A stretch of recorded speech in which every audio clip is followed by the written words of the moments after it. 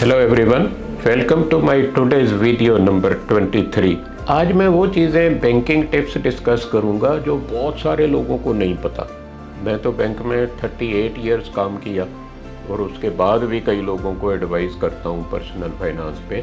तो कुछ चीज़ें ये बताऊंगा, हो सकता है आपने भी कभी ना सुनी हो, तो सारी आखिर तक ज़रूर एंड तक वीडियो देखिए। पहले सब्सक्राइब कर दीजिए इस चैनल को, तो जो आने वाले इम्पॉर्टेंट वीडियो इन्वेस्टमेंट पे, बजटिंग पे होते हैं तो वो आपको अलर्ट मिलता रहे और आप देख पाएँ। अपने दोस्तों से भी शेयर कीजिए ताकि उनको भी ये नॉलेज मिले। तो मैं अपने एक्सपीरियंस से आपको ये चीज़ें बता रहा हूँ। पहली चीज़ बता रहा हूँ, अगर आप लोन लेने जाते हैं तो आप रेट ऑफ इंटरेस्ट नेगोशिएट करते हैं। बैंक ने अगर आपको कहा इस पे 12% पर एनम चार्ज लगेगा, यू कैन नेगोशिएट। बैंक के पास सिस्टम है कि बैंक किसी को कम किसी को ज़्यादा लगा सकते हैं, कोई बेसिस है, वो आपको बताएंगे, उस हिसाब से बैंक आपको गाइड करेगा, कम रेट पे भी लोन ले सकते हैं। दूसरा है चार्जेस भी आप नेगोशिएट करवा सकते हैं। बैंक कुछ चार्जेस लगाते हैं ना, फीस लगाते हैं, वो भी आप नेगोशिएट कर सकते हैं। ये नहीं बैंक ने कहा कि इसमें 1000 रुपये लगेगा फीस, तो आप नेगोशिएट कर सकते हैं। इवन वेव भी कर देते हैं बैंक, चलो नहीं लगाते हैं आपको। तो ये चीज़ों का आप ध्यान रखिए।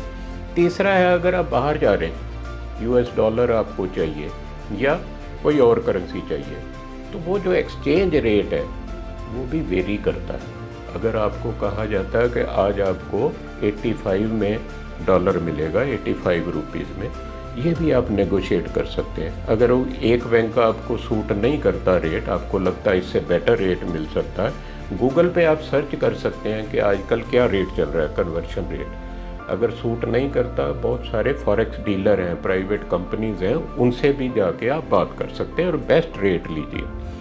फोर्थ चीज़ है, बैंक के पास एक राइट ऑफ सेटअप होता है। अगर आपके नाम पे डिपॉजिट है और आपके नाम पे ही लोन है, वो लोन आपने इंस्टॉलमेंट पे नहीं किया, तो बैंक आपके डिपॉजिट अकाउंट से पैसा ट्रांसफ़र करके अपनी इंस्टॉलमेंट लोन की ले सकता है। इसको ध्यान रखिए। उसी बैंक में सेविंग अकाउंट है, उसी बैंक में लोन अकाउंट है, तो बैंक ट्रांसफ़र कर सकता है इंस्टॉलमेंट।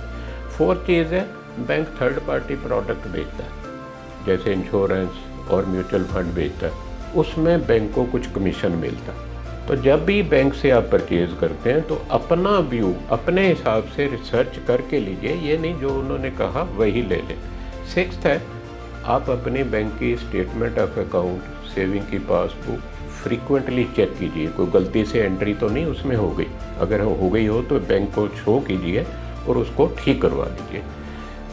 एक 7 चीज़ है, जो भी प्रॉब्लम आपको लगे कोई है नहीं सॉल्व हो रही, तो ब्रांच मैनेजर से बात कीजिए। वो बहुत सारी चीज़ें कर सकते हैं जो हो सकता है काउंटर का क्लर्क, टेलर ना कर पाए, ऑफिसर ना कर पाए, ब्रांच मैनेजर को ज़रूर मिलिए। लास्ट में मैं कहूँगा 8th चीज़, एफडी करवाने के समय कई बार ध्यान आता है कि लॉन्ग टर्म कराएं या शॉर्ट टर्म कराएं। वैसे तो करवाई जाती है आपके रिक्वायरमेंट के हिसाब से, आपको पैसा कब चाहिए, पर एक रूल और ध्यान में रखिए। अगर डिपॉजिट के रेट ऑफ इंटरेस्ट का ट्रेंड डाउनवर्ड है कि आज 7% है, साल बाद 6% रह जाएगा, तो इट इज़ बेटर कि आप लॉन्ग टर्म एफडी आज बुक कर लीजिए।